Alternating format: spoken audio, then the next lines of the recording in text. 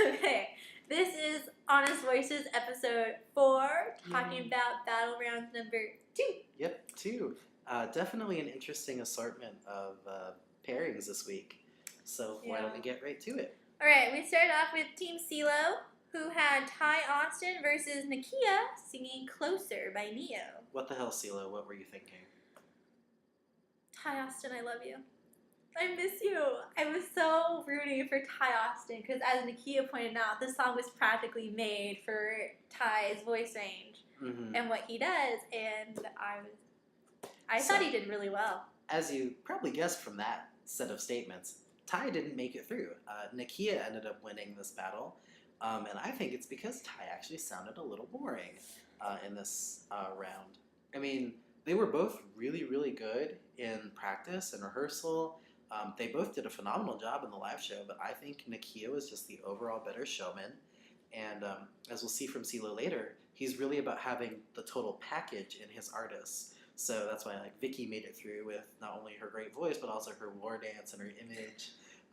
So I think it was definitely CeeLo's to lose because he had to get rid of one of his good artists. He probably should have done a different pairing to keep that was a really odd pairing. 2 really strong team members.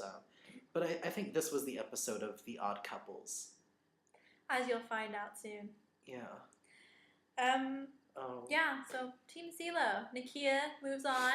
Ty Austin, sadly, did not. And then we move on to Team Blake, and I'm wearing the hat today in tribute to Josh from Ellen Owen because they sadly did not make it through, which is truly and utterly depressing. Because they went up against Jared Blake singing Ain't No Mountain High Enough by Marvin Gaye.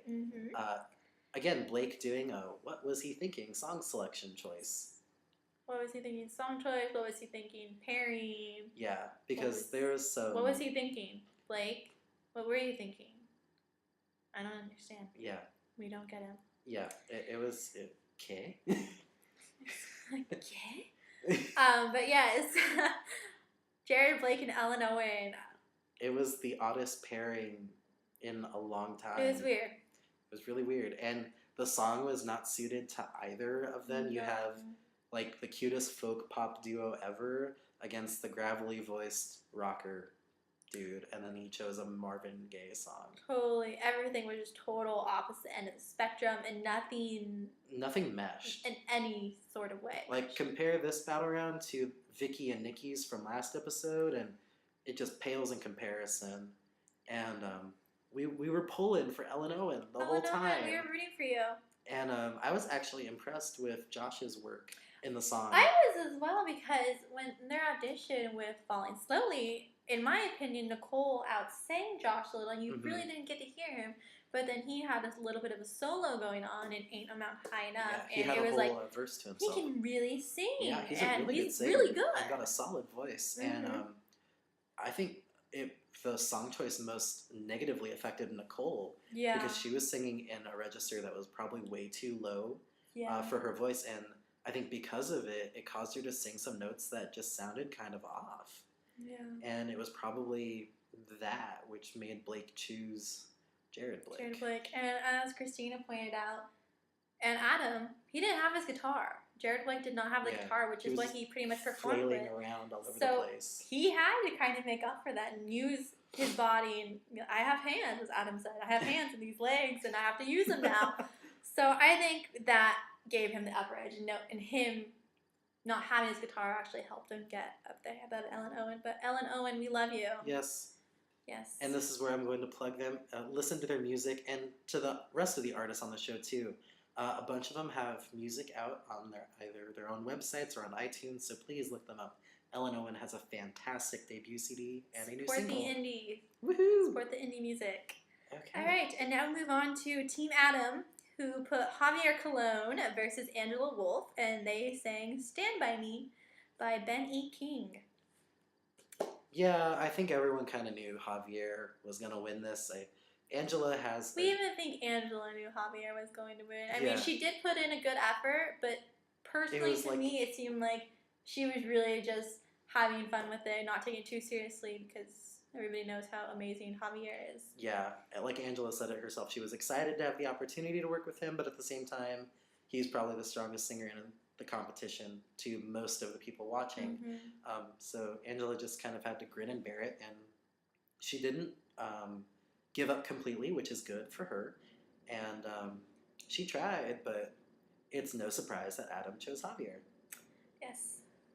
And then our final battle of the night, Team Christina, Beverly McClellan versus Justin Grennan, who sang Bubba O'Reilly by The Who.